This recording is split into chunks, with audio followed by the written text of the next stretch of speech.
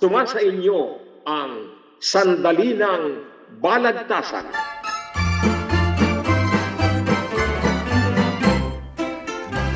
Ito ang pagtatalong patula ng mga makata, pataasan ng diwa, pagalingan ng katwiran sa malinaw at maindayog na tinig. Ngayon na ang oras upang taluntunin ang mga wakas ng ama ng tulang Tagalog na si Francisco Balagtas. Kaya ano man ang inyong pinagkakaabalahan, halina kayo at samahan ninyo kami sa Sandali ng Balagtasan. At ngayon, sa ating pagsisimula, narito ang ating lakandiwa.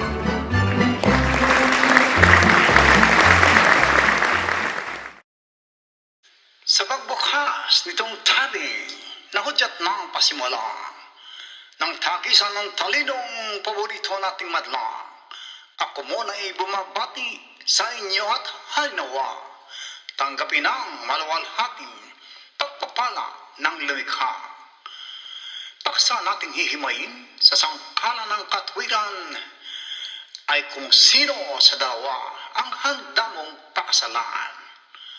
Taong mahal mo ng labis, ngunit di ka minamahal, o labis na nagmamahal, sa'yo di mo mahal naman. Unang tindig at hahataw ay batikang manunula, ang pambato ng Batangas, tagahangay laksa-laksa. Bert Cabral ang kanyang ngalan, isang hapong pampasigla. Palapakan natin siya, pagkat yan ang siyang tama.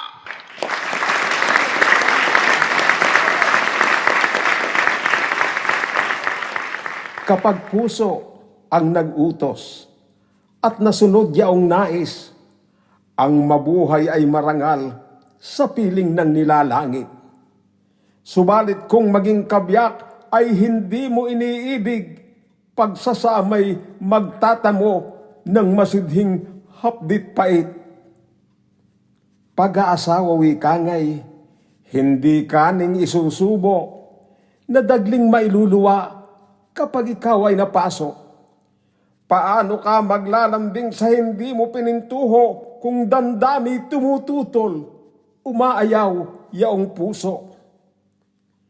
Malinaw ang aking panig, laan sa pag-aasawa, sa dambanay ihaharap ang tunay kong sinisinta, pagkat ayaw kong mabulid sa banginang pagdurusa na babaeng di ko mahal, sa buhay ko ay kasama.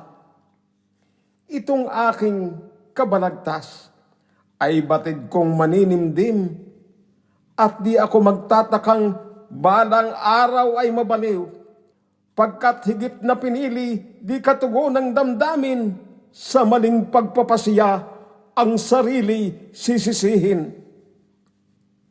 Sa piling ng aking giliw, habang ako'y maligaya, si Paing ay may himutok, luhaan ang mga mata.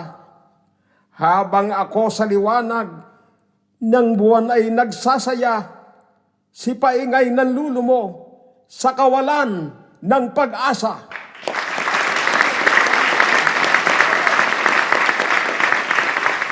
Sikat ay nagsulit na ng katwiran sa publiko.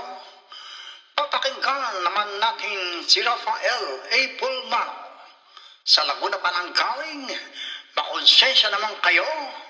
Isalubong agad sana'y palakpakang masikabo.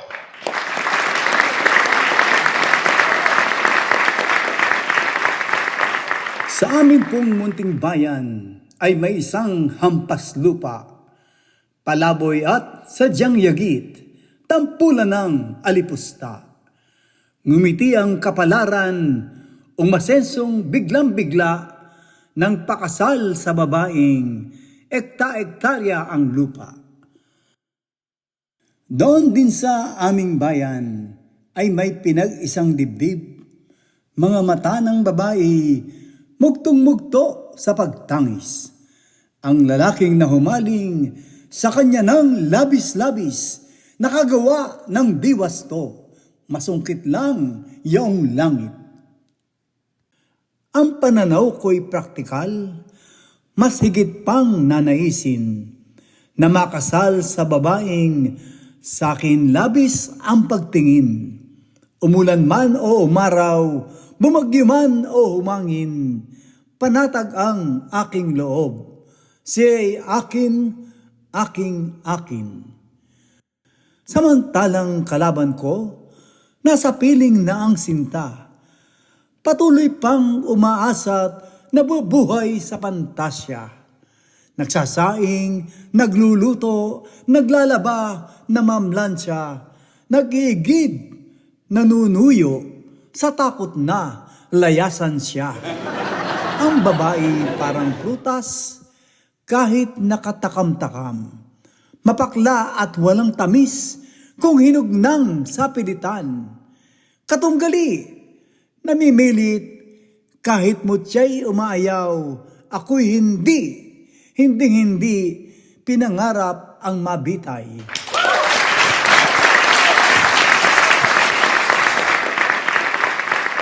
Mababaksik ang katagang kapwa nila binitiwan. Kayong nasa unang yugto palamang ng paglalaban. Si Kabwal ang muli ngayong papagitna sa tanghalan.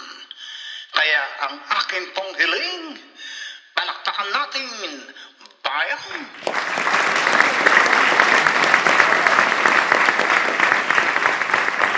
Ligaya kong nadaramang ang sinta ko'y pagsilbihan.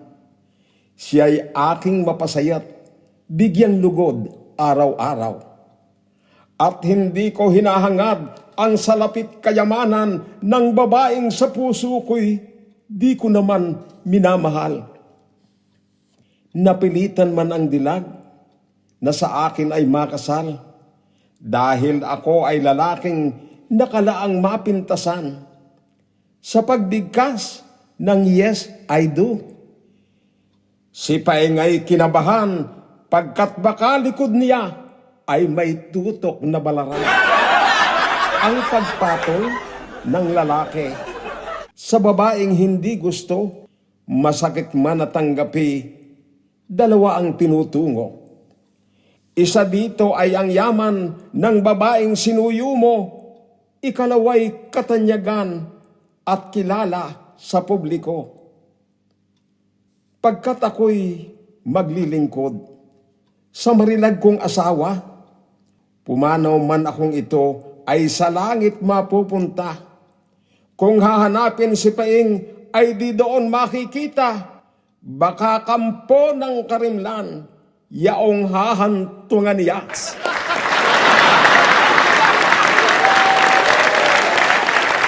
Bawat tugong binitiwan ni Kabwalay Tilasibat, matuli sa tuwari bagang pagtumamay todas agad.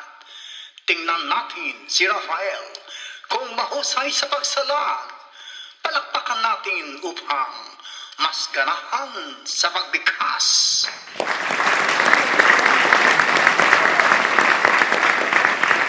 Katalo ko'y masaya raw na ang sintay paglingkuran. Ngunit anong silbi nito kung ang sintay nasusuklam? Ang hayop nga, pakanin mo't pag di gusto umaangal. Di lalo pa tayong taong ang puso ay di laruan. Katunggali ay umamin, pinilit lang ang babae, napakasal kahit ito sa kanya ay diring-diri. Palibhasa ang hangad lang ay ligayang pansarili, wala siyang pakundangan kung may kapwang naaapi. Kaya payo sa kalaban, huwag dapat kasiguro na pagpanaw sa daigdig, sa langit ang kanyang tungo. Ako itong matulungin, mapagbigay, pasensyoso, kung asawa'y liligaya, maligaya na rin ako. Nagpakasal man sa kanya ang babaeng sinasamba, may halaga naman kaya ang sumpaan nilang dalawa. Ang babae pag nagtaksil, pagkat mahal niya'y iba, sinong dapat nasisiin? Kayo bayan ang humusga.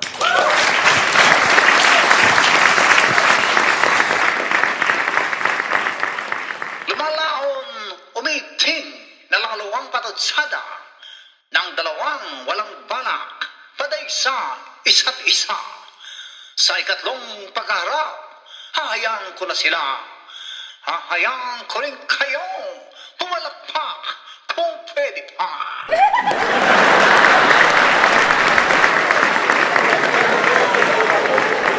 Sa pinilit na babae, alay ko ay karangyaan at matapat na pag-ibig, walang wakas, walang hanggan.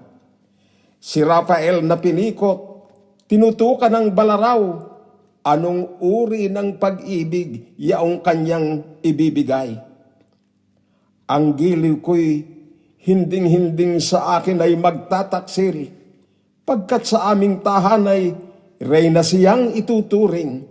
Di gaya ng katalo ko na sa bahay kukulungin ng asawang maskulado, mataray at hibang haling. Maganda at sexy, mayumi at matalino. Ang babae kong pinili, sabihin mang pinilit ko. Di katulad ng kay Paing na ang mukha'y desperado.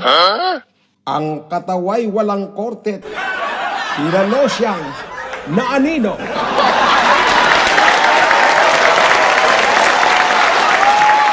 Dalisan ba ang pag-ibig kung may halong pag-iimbot? Yuyurakan ba ang puri para lamang mapasagot? Paano niya masasabing langit anya'y ihahandog? Gayong langit na nga itong ninakaw niya at dinurog. Lubhayatang nagigipit ang katanong lumis na. Sa paksa ng balagtasang napapunta sa itsura. Sa larangan ng pag-ibig ay puso at hindi mata ang mabisang kumilatis ano pa man ang postura. Sabihin ng napikot nga, di ko naman ina-admit. Ang mabunying kabalagtas hindi dapat magparunggit. Palibhasay konti lamang kaming mga makikisig, hindi natin masisisi kung chicks na ang namimingwit.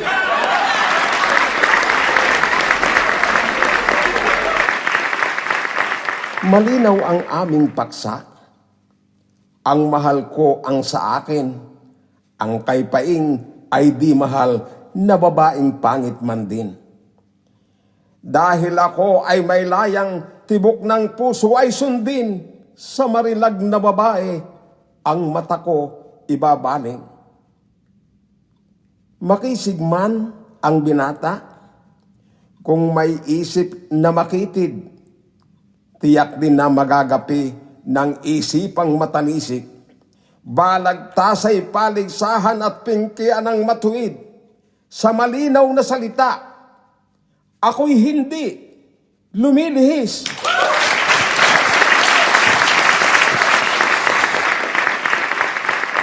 Si Kabert daw ay may layang tibok ng puso ay sundin. Babae ba'y walang layat, karapatang pumili rin? Kung sa mulat mula pa lang, winalang yana ang giliw, paano niya tuturuan ng paggalang yaong supling? Panlabas na kapangitan ay hindi ko kinukutya.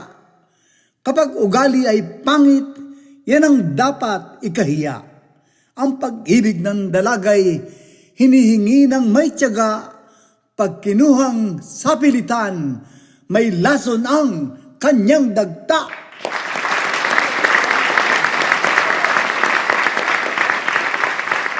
Kasi pangit ang panlabas na anyo ng kanyang giliw, kaya maaring palitan ng pinikot na balinding. Sa dalawang lalaki bang nakaharap sa pagkain, ang sumandok ba ng panis, ang pinalad sa pagtikim? Maliwanag ang motibo ng katalong walang budhi, sarili ang iniibig at dimot siyang inaglahi.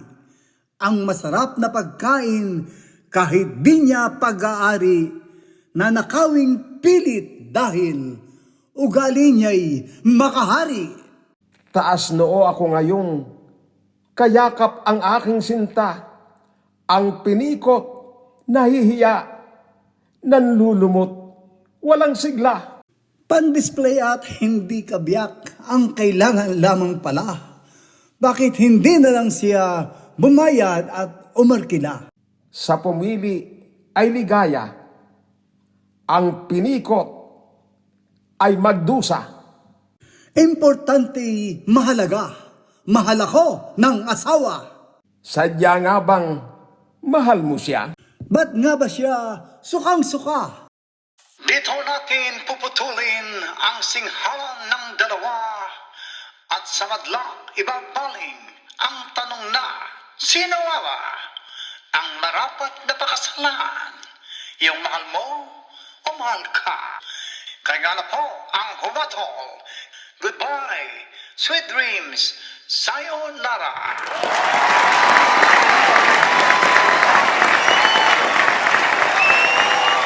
Inyong napakinggan ang Sandali ng Balagtas.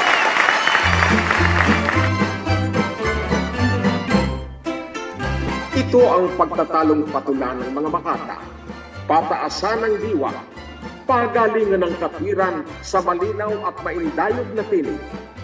Ito ang pagtalunton sa mga bakas ng ama ng tunang Tagalog na si Francisco Balagtas. Hanggang sa muli, mga kaibigan, sa muling pagtatanghal ng Sandali ng Balagtasan.